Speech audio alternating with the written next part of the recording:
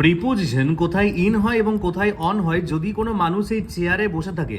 যেমন দেখতে পাচ্ছ চেয়ারের এই ব্যাক রয়েছে, চেয়ারের ব্যাক রয়েছে, তাহলে চেয়ারের ব্যাকের ওপরে মানে চেয়ারের ওপরে বসে রয়েছে।